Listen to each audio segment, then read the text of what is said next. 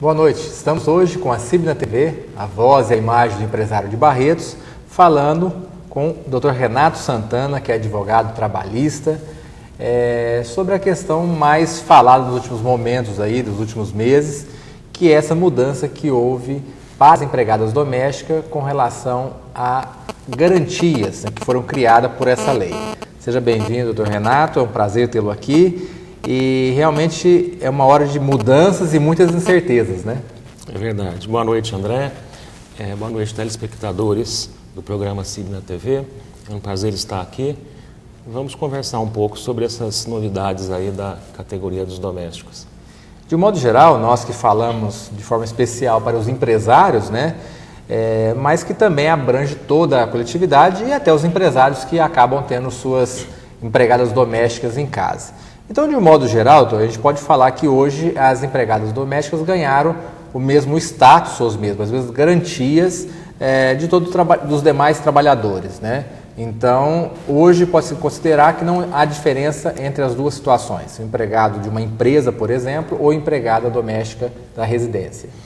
O que aconteceu foi que havia uma grande disparidade entre o que era garantido para os empregados domésticos e o que era garantido para os demais trabalhadores. O desnível era grande. E o que essa emenda constitucional veio fazer, ela ampliou um pouco a questão dos direitos dos domésticos. A igualdade ainda não é 100%, porque existem algumas previsões dos demais trabalhadores que são muito específicas no sentido de quando o trabalho é desenvolvido no âmbito da empresa, no âmbito do empresarial. E quando o trabalho é feito no âmbito residencial, fica difícil você igualar algumas coisas. Mas, assim, cresceu muito, o que antes havia, o que há agora, cresceu muito. A igualdade não é 100%, mas talvez já tenha atingido aí uns 80%. Doutor Renato, bom, então vamos lá, para quem tem acompanhado os noticiários, né, as reportagens, mas vamos voltar, começar desde o começo aqui. O que houve as mudanças? Foram o fundo de garantia, a questão de hora extra, a questão do registro em carteira do controle de horas, né? O que foram as grandes mudanças que houveram com essa nova lei? As mudanças foram várias, somam-se aproximadamente 15 alterações. Porém, 6 alterações são as principais, as que valem a pena a gente estar discutindo. A primeira grande alteração, a que mais se fala, é a questão do horário de trabalho, que antes o doméstico não tinha, a questão do fundo de garantia, do seguro-desemprego, a questão da remuneração do trabalho noturno maior do que a do trabalho diurno, o salário família e o auxílio creche. Então, basicamente, essas 6 foram as maiores alterações. E tudo isso já entra em vigor a partir do dia 3, quando começou, ou tem alguma coisa que falta regulamentação ainda? Existem algumas coisas que faltam regulamentação. Por exemplo, o salário família e o auxílio creche e o adicional noturno, esses 3 dependem de regulamentação.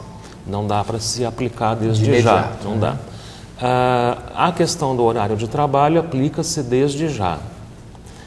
Já está valendo, pode trabalhar até 8 horas por dia ou 44 semanal. A questão do fundo de garantia e, consequentemente, do seguro-desemprego, porque eles andam juntos, existe uma discussão, alguns dizendo que aplicaria-se desde já e outros dizendo que não. Inclusive porque nas empresas hoje, para fazer o recolhimento do fundo de garantia, a necessidade de ter o certificado digital, conectividade social, são algumas ferramentas até caras para se adequar na própria residência, né? Ou você vai ter que buscar a ajuda de um profissional no escritório de contabilidade para que puder fazer esse recolhimento.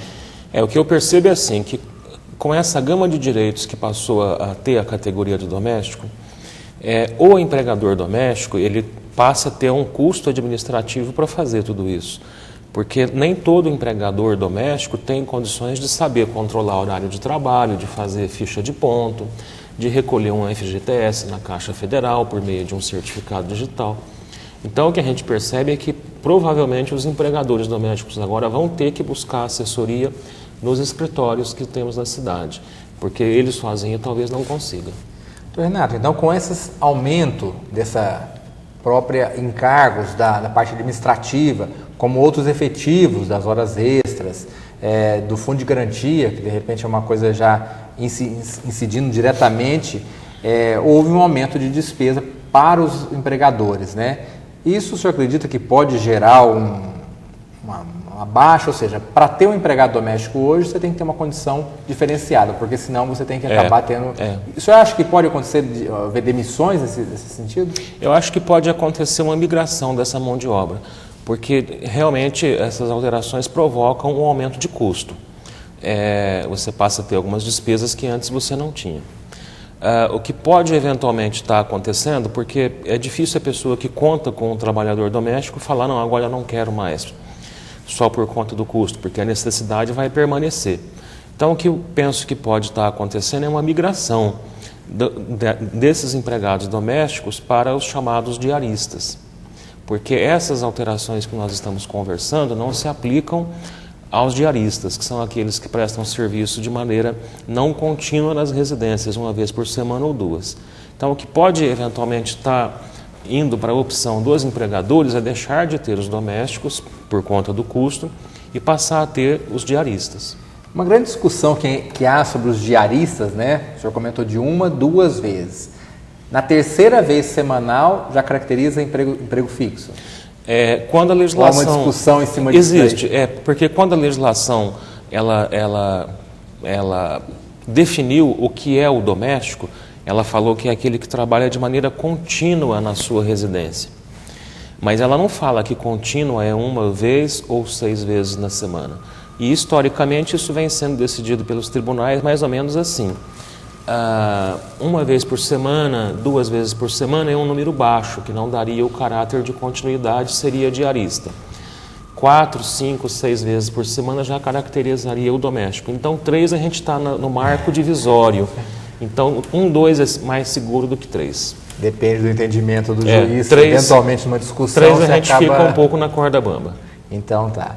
Bom, é um assunto bastante interessante que influencia não só a atual classe empresarial, mas a população de modo geral, porque ela cria algumas situações que é uma novidade para nós, né? Nós vamos para um rápido intervalo e voltamos no próximo bloco falando sobre essa nova lei de garantias para o empregado doméstico.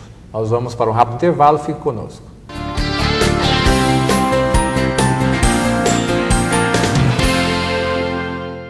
A CIB, em parceria com a empresa RJBR Assessoria e Negócios, apresenta cobrança e recuperação de créditos, soluções de recebimento junto aos seus devedores. Entre em contato conosco através da CIB ou diretamente com o consultor Dedé Araújo pelo telefone 3325-6565.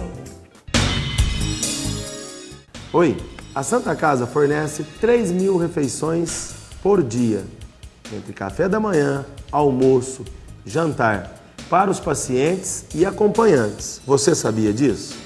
Olá, eu sou Mônica, sou nutricionista e coordenadora do setor de nutrição e dietética da Santa Casa de Barretos. Estou à disposição para qualquer opinião ou sugestão sobre o nosso setor. Pelo telefone 3321-2592. Sua opinião é muito importante para nós. Olá, sou Gisele, sou nutricionista na Santa Casa de Barretos. Gostaríamos de estar melhorando cada vez mais o nosso atendimento. Por isso, sua opinião é muito importante para nós. Ligue-nos 3321-2592. O evento Empresário do Ano acontecerá no dia 20 de julho. A pesquisa, que vai apontar a preferência e popularidade pelo consumidor, além do Empresário do Ano, será realizada em todos os bairros da cidade. O resultado da pesquisa é mais um instrumento para a utilização da classe empresarial. Através dele, você vai conhecer a posição da sua empresa perante o consumidor e poder avaliar preços, prazos, localização. Fale com a CIB 3321-3200.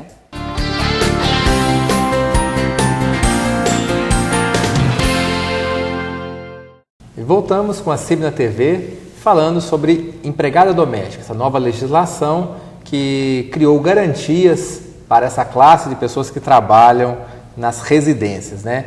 Então, voltando um pouquinho até, a definição de empregado doméstico, porque engloba também aquele cuidador de idoso, o jardineiro, o guarda noturno, são várias pessoas que não é só aquela empregada que cuida, de repente, da cozinha, ou cuida... É uma classe realmente bastante ampla que estão incluídos nesse rol aí dos empregados domésticos. É uma classe bastante ampla, porque você tem aqueles que trabalham na sua residência de maneira contínua e sem finalidade lucrativa. Então você tem a cozinheira, a lavadeira, a passadeira, o motorista, o jardineiro, a babá, a cuidadora de idosos. Então você tem todos esses, independente do que fazem, mas que trabalhem na sua residência, numa finalidade que não seja lucrativa e de maneira contínua. Um ponto que você colocou interessante aí, sem fins lucrativos. Sem fins lucrativos, é Quer importante. dizer, de repente uma pessoa que explora uma atividade da residência, como fazer um bolo para vender ou fazer marmita. Aí já caracteriza o empregado normal sem ser das empresas, né? É uma coisa interessante. E outras classes, né? Hoje o cuidador de idoso acaba sendo... O cuidador de idoso aumentou muito. E o cuidador de idoso é interessante porque ele engloba muitas vezes, ou até a babá, o horário noturno. Noturno. E isso é bastante complicado. No momento que ele está dormindo, né? De repente acompanhando o idoso ou a criança, ele está sob vigilância. Deve ser computado horário normal ou tem alguma diferença? Essa categoria que trabalha à noite vai sofrer uma alteração substancial, porque primeiro que o trabalho diurno, ou melhor, o trabalho noturno será mais caro do que o diurno, vai ter que ter um adicional. E segundo que fica aquela dificuldade em você saber se você está dormindo, você está trabalhando ou você está à disposição. Então isso tem gerado muita discussão e o que a gente aconselha é que se ele está ali, está presente no local, à sua disposição, é hora de trabalho.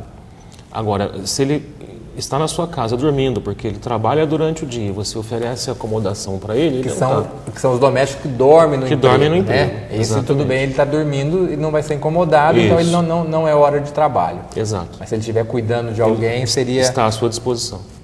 A gente falou do primeiro bloco de uma forma bastante fria, até com relação aos direitos, deveres, tudo, mas nós temos que observar que, na realidade, o empregado doméstico é praticamente um ente da família, onde que está cuidando, não como um trabalho comum, como um trabalho corriqueiro, mas cuida da nossa família, dos nossos filhos, da nossa alimentação, né? Então, talvez essa grande particularidade o empregado doméstico. Né? Essa é a dificuldade, a gente espera que haja uma acomodação natural na implementação dessa nova legislação, porque acontece exatamente isso que você falou, né?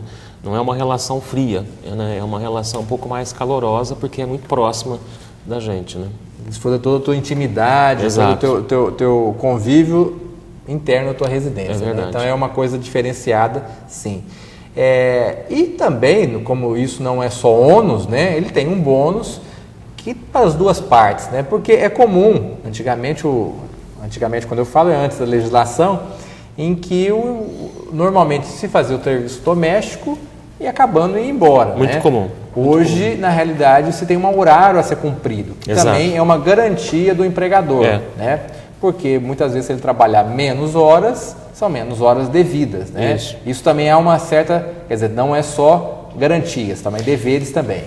O que a gente tem aconselhado é que, a partir de agora, se sente com os seus empregados domésticos e combinem qual será o horário praticado, dentro desse limite que a legislação permite, 8 horas por dia ou 44 horas semanais.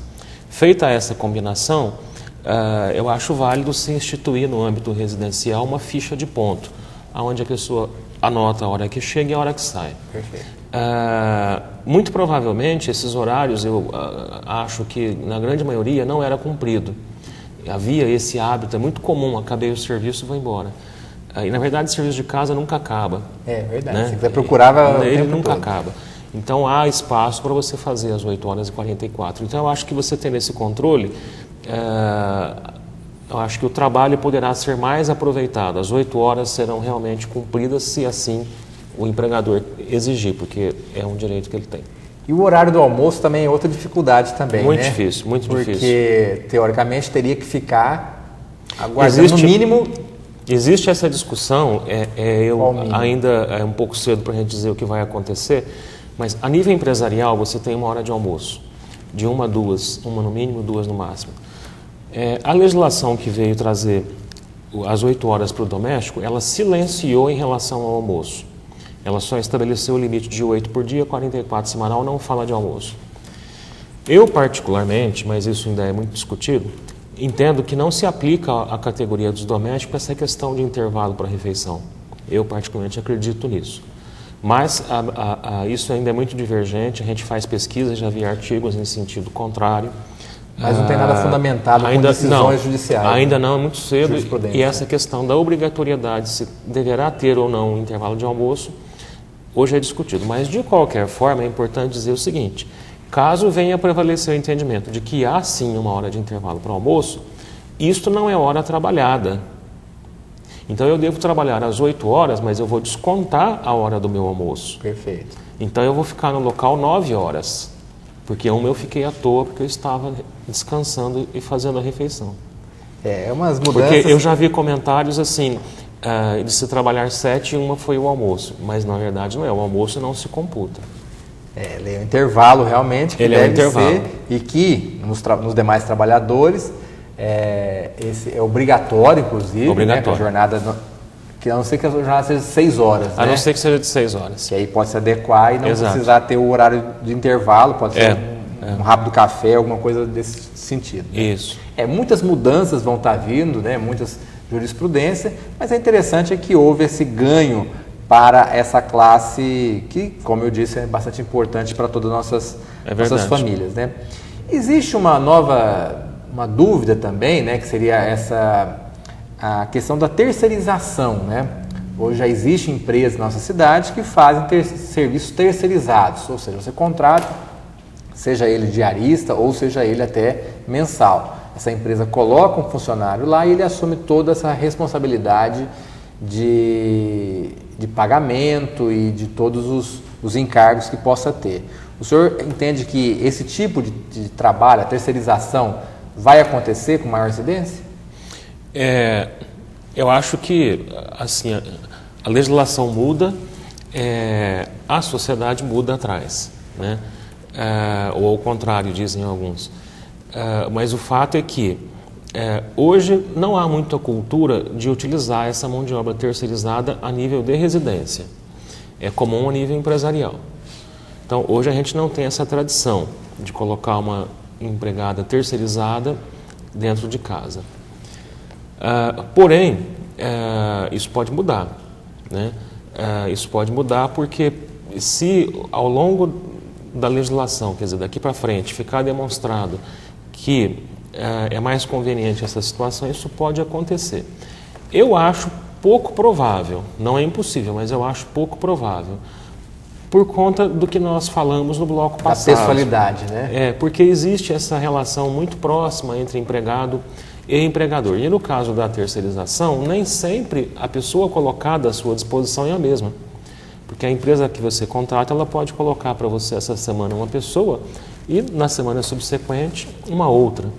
Então eu acho que assim, eu acredito pouco que haverá essa questão da terceirização. E falando de custo, logicamente que a empresa terceirizada vai ter todos os encargos que normalmente tem. Isso. E mais ainda o lucro, né, o trabalho e risco que ela vai ter em cima daquela pessoa. É verdade. Né, das folgas, das férias e tudo mais, né? Bom, nós vamos para um rápido intervalo, nosso último bloco, e vamos falar mais dos últimos detalhes sobre essa nova legislação que assegura aos empregados domésticos novas garantias e obrigações também. Vamos para um rápido intervalo, fique conosco.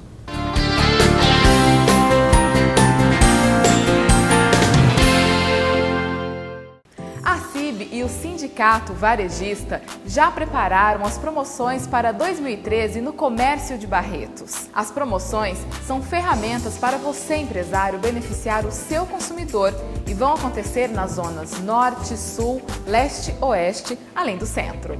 Serão sorteados muitos prêmios e para que a sua empresa participe destas promoções, entre em contato com a CIB pelo telefone 3321-3200.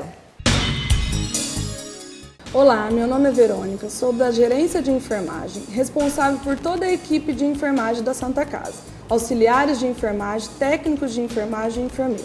Me coloco à disposição para melhor atendê-lo, pois buscamos o melhor para o paciente, dando um tratamento com respeito e humanizado. Qualquer dúvida, entre em contato no telefone 3321-2592. Fale comigo! A CIB, em parceria com a empresa RJBR, Assessoria e Negócios, apresenta cobrança e recuperação de créditos. Soluções de recebimento junto aos seus devedores. Entre em contato conosco através da CIB ou diretamente com o consultor Dedé Araújo pelo telefone 3325-6565.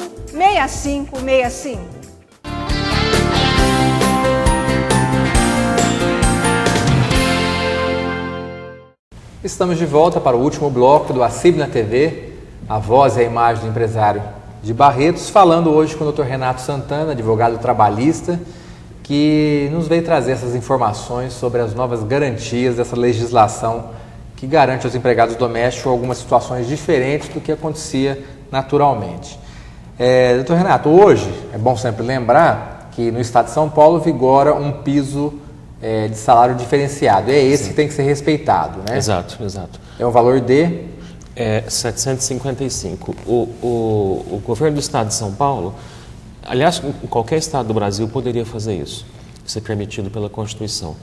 Você tem o salário mínimo nacional, que vale para o Brasil todo, e os estados podem criar pisos diferenciados, que é o que o estado de São Paulo já faz há alguns anos.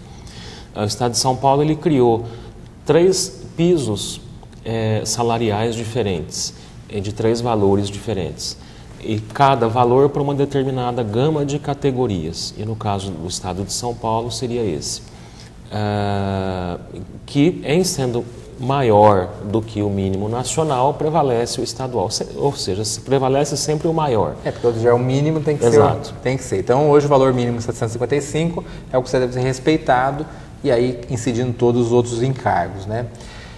Já passamos aí um pouco mais de um mês do início, né, da vigência dessa nova legislação, e o que o senhor tem sentido, o que tem acontecido, o que tem acomodado, muitos têm discutido ainda em termos de artigos ainda, o que realmente, ou seja, tudo pegou? Então, logo que saiu a legislação, o que a gente viu, porque essa legislação ela foi muito esperada, né? Ela foi muito comentada, houve um trabalho político muito grande na pré-edição da legislação. Então houve um certo clamor quando saiu essa legislação. E assim, evidentemente que algumas pessoas, vamos por a categoria dos domésticos, achavam que era uma mudança de vida, né? Eu já vi alguns programas de televisão, inclusive fazendo reportagens, entrevistando lá uma doméstica como se a vida dela tivesse mudado, né? Ela tivesse mudado do Brasil para Miami. Sim. Então as coisas não são tanto assim, né? E as coisas vão se assentando conforme o tempo vai passando. Muitas pessoas, os empregadores principalmente, ficaram muito preocupados. Esse é um lado positivo. A gente viu na classe empresarial, na classe empregadora, uma mobilização, querendo saber o que estava acontecendo, querendo se adequar à legislação. Isso eu assisti muito, né? Tanto tive a oportunidade de ver como de participar de várias consultas nesse sentido. Então, eu acho que a classe patronal de empregadores está buscando cumprir a legislação. Já, por outro lado, a classe dos empregados domésticos talvez fique um pouco frustrada, porque eu acho que eles esperavam mudanças muito radicais, e as mudanças elas acontecem, mas também tem a reciprocidade, que é a questão do horário que nós dissemos. Você não pode trabalhar mais do que 8? Não pode, mas eu também posso pedir que você fique às 8, porque esse é o nosso contrato. Então, o que a gente vem observando é isso em termos de comportamento de empregado e empregador. Nesse um mês que já passamos, em termos de aquilo que se definiu das dúvidas que tinha, ainda estamos cru. Ainda hoje você tem artigos, você tem literatura muito divergente em relação, por exemplo, à questão que nós dissemos no intervalo. Você tem muita divergência ainda em relação à questão do fundo de garantia, se teria como já recolher desde já ou esperar a regulamentação. Isso eu queria até saber da tua opinião como profissional. como está hoje, operacionalmente difícil, né? Hoje o INSS é fácil, você preenche a guia até via internet e você consegue imprimir e pagar em qualquer banco sem grandes dificuldades. O fundo de garantia já é um pouco mais complicado, né? Você tem que abrir uma conta e fazer esse depósito lá. Nessa regulamentação, o senhor orienta que faça o depósito, ou que guarde esse dinheiro, ou que decida de comum acordo com o empregado, até que saia uma regulamentação efetiva para isso? Eu penso assim, na minha concepção, eu penso que o fundo de garantia vale desde já. Por que eu penso assim? Porque antes dessa emenda constitucional já era possível ao empregador recolher o fundo, porque o fundo era facultativo, agora ele é obrigatório. Então, se antes eu podia fazer o recolhimento facultativamente e eu tinha ferramentas para isso, eu uso as mesmas ferramentas e recolho em caráter obrigatório. Perfeito. Então, na minha concepção, o fundo de garantia tem obrigação desde já. Mas essa posição é minha. O que a gente observa, principalmente por conta dos órgãos governamentais, Ministério do Trabalho, é que eles estão entendendo que essa obrigatoriedade ainda não nasceu, porque depende de uma regulamentação. Então, o Ministério do Trabalho vem divulgando que isso ainda vai depender de regulamentação. Então, como é que eu penso que a gente deva agir nesse momento? Por enquanto, não recolher o fundo de garantia. Não recolher e esperar que venha essa definição.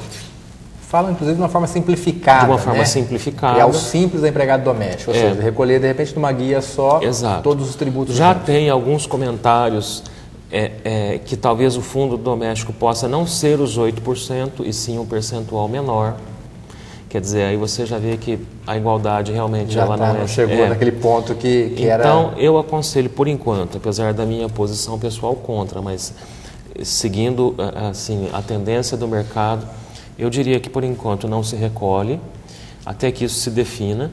E caso lá na frente venha a se definir que a obrigação era desde já, você recolhe os atrasados, mas é melhor você recolher os atrasados do que você pagar agora espontaneamente e depois não ter como reaver o dinheiro. Perfeito. E também, o senhor comentou um detalhe bastante, nós falamos nesse bloco ainda sobre colação do piso nacional, que são 8 horas trabalhadas. Se eventualmente se fechar um acordo da pessoa trabalhar na parte da manhã, pode ser pago proporcionalmente aos dias trabalhados, né? Pode. Então, quando é o salário mínimo que se fala por 8 horas trabalhadas, exato, né? Exato. Se de repente se fixar 6 horas, pode ser esse valor de 755 proporcional a 6 horas. Ele pode ser, porque os pisos salariais no Brasil, seja o federal ou estadual, eles são sempre criados para atender uma jornada de 8 por dia ou 44 semanal. Logo, quando você faz uma contratação inferior a essa, você pode proporcionalizar esse valor e pagar menos. Então, você pode ter um empregado que te sirva por apenas 4 horas, porque o teu trabalho só exige isso, e você faria uma contratação por um valor menor, é possível.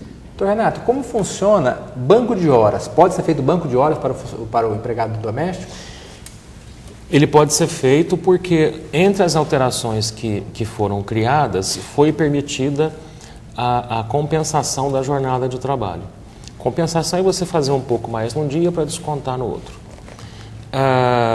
Existe, entre várias, né, a gente está num mar de dúvidas, entre as dúvidas que existem é se esse acordo de compensação, ou banco de horas, que na verdade é a mesma coisa, poderá ser feita por um simples acordo assinado entre o empregado doméstico e o empregador doméstico. Vocês pactuam que vai ser assim, isso terá valor, ou se isso teria que ser feito nos moldes do que acontece com as empresas via sindicato. Hoje, no ramo empresarial, você precisa fazer isso via sindicato. No passado, pôde-se fazer entre empregado e empregador, depois, num segundo momento, definiu-se que teria que ser sindicato e empresa, para fazer o banco de horas. E agora a gente vai para o doméstico, onde a legislação fala, para o doméstico pode fazer a compensação. Pode. De que forma? Via sindicato ou direto empregado e empregador? Como que eu faço via sindicato se nós não temos sindicatos? Você tem alguns movimentos sociais e sindicais de domésticos apenas em São Paulo. Mas ainda assim é muito tímido e com reconhecimento limitado Então, eu poderia dizer hoje que praticamente no Brasil não existe sindicato das domésticas, porque o que existe é inexpressivo. Perfeito. Se você pegar a nível de Brasil, eu acho que não atinge 1% da região. Então, de repente, podemos fazer então, um acordo, até porque essa relação é muito próxima. Eu né? acho que eu defendo essa ideia de que se faça entre empregado e empregador o documento, instituindo essa questão da compensação. Procurando, isso é bom dizer, procurando fazer a compensação semanal. Na semana. Né? Ou seja, o que se passa num dia, segunda, terça, quinta, até sábado esteja fechado o pacote das 44. E aí tem outro detalhe do descanso semanal, que também, como sempre já teve, já. E se de repente precisar do empregado doméstico no domingo, como que deve se proceder? Precisando de um trabalho no domingo, você tem a opção de dar uma folga em outro dia da semana, trocar ele, já que ele vai domingo, ele folga ao sábado, ele antecipa a sua folga, ou antecipa para sexta, é uma opção. Ou ao contrário, se não for possível dar a folga compensatória, aí ele vai ao domingo e teria direito ao pagamento do trabalho feito ao domingo de maneira dobrada. Né? Então você calcula quanto ele ganha por dia, multiplica por 2 para dobrar e paga o trabalho extra que ele fez no domingo. Muitas dúvidas, né? E a gente vai sempre destacando que na intenção do legislador, ele teve a intenção de garantir, de fazer uma melhora para a nossa sociedade, né? Outro detalhe é que ele vai ter direito a seguro-desemprego também. Seguro-desemprego. Que é uma outra conquista, né? Em se recolher no fundo de garantia, automaticamente ele já está... Porque o seguro-desemprego, ele só é pago para quem tem fundo de garantia. Então, o doméstico antes não tinha acesso ao seguro-desemprego porque ele não tinha o fundo de garantia. Agora, como ele passa a ter o fundo de garantia, ele passa a ter o seguro-desemprego. Uma última pergunta, doutor Renato, para a gente finalizar esse bate-papo com relação aos empregados domésticos. Quem tem um empregado doméstico já há vários anos, ou um período anterior ao início da lei, ele tem que fazer um contrato novo, tem que fazer um acerto, ou começa, de repente, valer o que valeu a partir de agora? O senhor recomenda um contrato novo? O que se recomenda é que se faça um contrato. Ele não é chamado de contrato novo, ele é chamado de uma alteração contratual, porque ele é incidente, ele não é novo. Novo só se faz um que é no começo. Mesmo que teve ele... mesmo que seja verbal. Exato, mesmo que seja tacitamente.